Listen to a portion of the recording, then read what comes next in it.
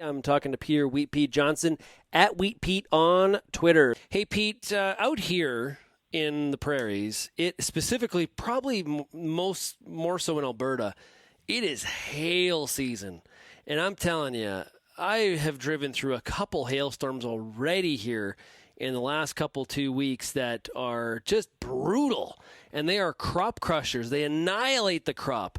This is the time of the year where discussion really starts to get going. If you have experienced a bad hailstorm, these rejuvenation products, like a product that you spray on your crop and it helps the plant fight the damage and bring itself back to life and make sure you don't lose any yield. What are your thoughts on some of these products? Do they work? It's a miracle, Sean. Like, we spray that stuff on, and it's a miracle. It just brings it back to life. It didn't get damaged at all. Oh, come on. Give me a stinking break. So, no, I call malarkey on this. For the most part, once you damage that plant, it's damaged, and you can't really heal it. So one of the things about a crop that's damaged, so as it goes through that process of the damaged cells, they produce ethylene. That's part of the process of cell death. And that ethylene production, it does cause more injury as it goes through that process.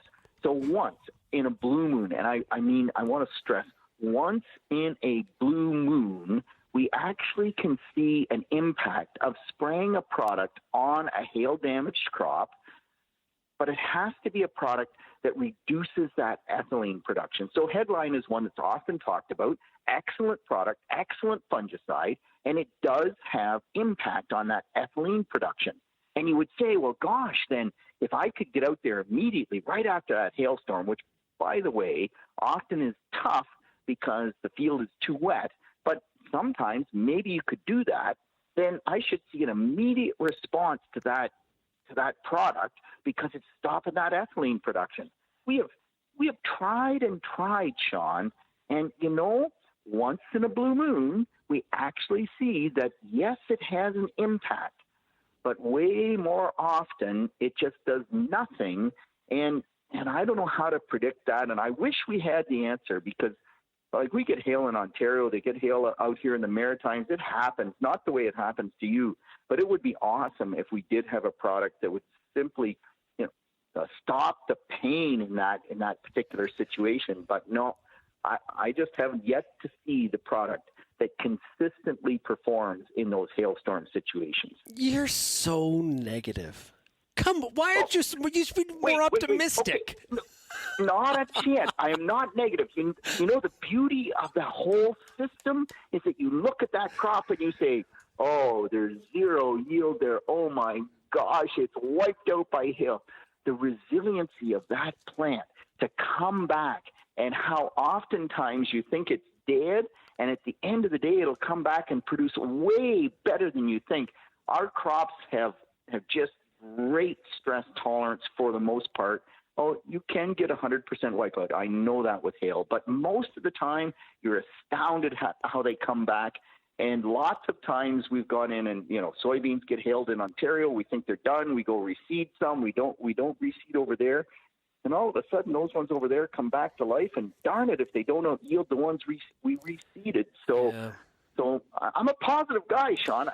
We haven't found the product to get us over that hail damage. There is probably not a grower listening to this show that has not made a hail claim and gotten, say, 75% hail damage, and they get their payout through hail insurance, and then they they combine that field, and then they're like surprised on how well it yields, and they're like, wow.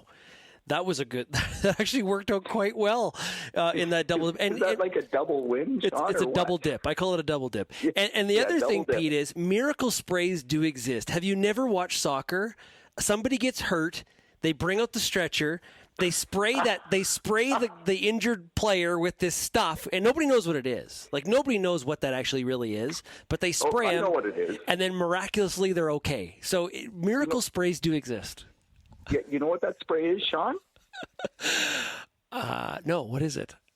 You don't want to ask me, do you? I'm scared where we're going here. Yeah, it's probably just water.